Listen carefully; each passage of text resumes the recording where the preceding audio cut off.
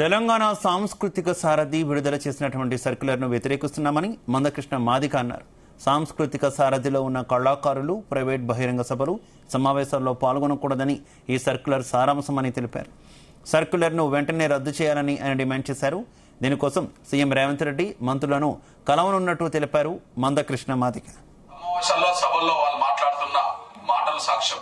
SC వర్గీకరణను వ్యతిరేకించడం అంటే కాంగ్రెస్ పార్టీ మేనిఫెస్టోను ధిక్కరించడమే, శాసనసభలో ముఖ్యమంత్రి మాట్లాడించడమే, ఆయన ఇచ్చిన హామీని అంగీకరించకపోవడమే. చేవెళ్లలో ఎస్సీ ఎస్టీ డిక్లరేషన్ లో వర్గీకరణ అంశం స్పష్టంగా ఉంది.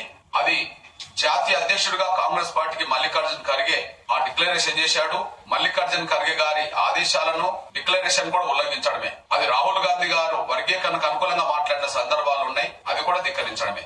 కాంగ్రెస్ పార్టీలో పలుకుబడి గల కాంగ్రెస్ పార్టీనే శాసించే స్థాయికి ఎదిగిన వాళ్ళను ఒకవైపు బహిరంగంగా అడ్డం పడుతుంటే మరొక వైపు అంతర్గతంగా కాంగ్రెస్ ప్రభుత్వంలోనే రెండో స్థానంలో ఉండబడే డిప్యూటీ సీఎం హోదాలు ఉండబడే మల్లు భట్టి విక్రమార్క ఈ కుట్రలకు పాల్పడుతున్నాడని అనుమానం ఉన్నది. మా అభిప్రాయం కూడా అది. ఎందుకంటే సారథి చైర్మన్ నియమించడంలో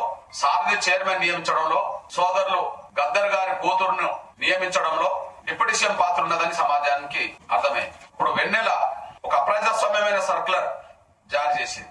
వెన్నెల తండ్రి గారైన సోదరులు గద్దర్ ప్రజాస్వామ్యం ఉండాలి, నియంతృత్వం పోవాలని చెప్పి జీవితాంతం పోరాటం చేశాడు. ప్రజాస్వామ్యం బతకాలి, నియంతృత్వం పోవాలి అని చెప్పి జీవితాంతం పోరాటం చేశాడు. తండ్రేమో ప్రజాస్వామ్య విలువలను కాపాడడానికి గద్దర్ గారు ప్రయత్నం చేస్తే అందుకోసం తన జీవితకాలం పాటు వెచ్చిస్తే గద్దర్ అన్నగారి కూతురు వెన్నెలోమో ప్రజాస్వామ్య విలువలకు తిరోధకాలు ఇచ్చి కళాకారుల హక్కులను వరించే విధంగా ఆమె నిర్ణయాలు ఉన్నాయి. అంటే తండ్రి అడుగుజాడల్లో నడిచే కూతురు కాదని, ఈమెలో నియంతృత్వ లక్షణాలు ఉన్నాయని, ఈ నియంతృత్వ లక్షణాలకు ఊతం పోసింది